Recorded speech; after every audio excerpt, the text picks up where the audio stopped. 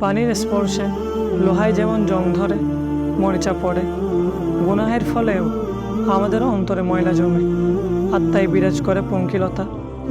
লোহার মরিচা লোহাকে যেভাবে ভঙ্গুর বানিয়ে দেয়, পাপের আস্তরণ ঠিক একইভাবে আমাদের অন্তরকে করে ফেলে শুষ্ক, শক্ত ও অনুভূতিশূন্য। কাপড়ে ময়লা জমলে আমরা তা ধুয়ে পরিষ্কার করি, ফেলে দিই না।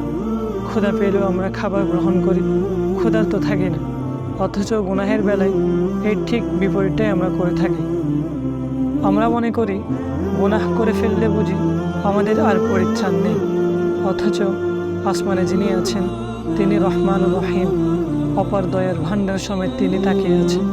তার কোন বান্দা তার কাছে ক্ষমা ভিক্ষা করছে, তার কাছে আশ্রয় চাইছে, তার কাছে করজোড়ে প্রার্থনা করছে, তিনি অপেক্ষা করেন অনুতপ্ত হৃদয়ের জন্য, অশ্রুসিক্ত দুটো চোখের জন্য, কাঁপা কাঁপা দুটো হাত আর একটি নত মস্তকের জন্য। অতঃপর তিনি তাদের ক্ষমা করেন।